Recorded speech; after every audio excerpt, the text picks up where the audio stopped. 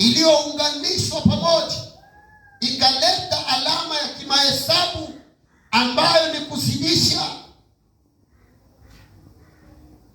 Msalaba, tumesema msalaba tukiulinganisha na Pasaka, tumemaliza. Tukasema Pasaka wana wa Israeli waligeukiwa na Mungu. Msalaba umewafanya mataifa wageukiwe na Mungu.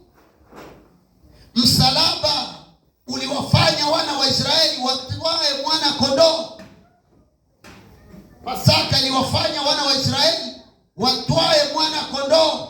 Lakini msalaba umewafanya Mungu, umemfanya Mungu amtwae Yesu Kristo. Yesu Kristo ndiye mwana kondoo aliyetwaliwa kwenye msalaba.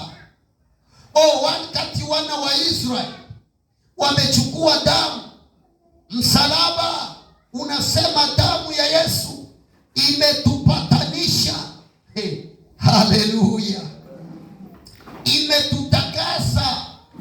Wakati wenzetu walitumia kwa ajili ya ulinzi, sisi tumetumiwa kwa ajili ya kupatanishwa na Mungu. Msalaba. Lakini tuliweza wiki iliyopita kuona pointi nyingine ya kwamba nabii zilizotabiriwa kuhusu msalaba.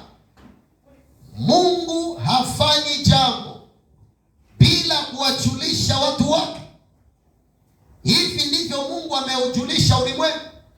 Akasema Yesu, nyumbani mwa Baba mna makao mengi, naenda nami nitarudi.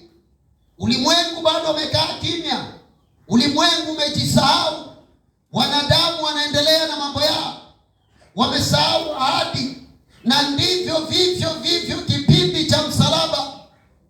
Mungu alizungumza na manabii juu ya habari ya msalaba.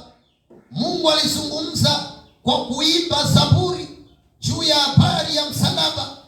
Aliuonyesha msalaba namna gani utakavyobeba mateso ya mwanadamu. Alionyesha namna gani msalaba utakapokuwa kipatanisho cha mwanadamu na Mungu. Kwa hiyo Mungu hafanyi jambo bila kuwajulisha watu wake.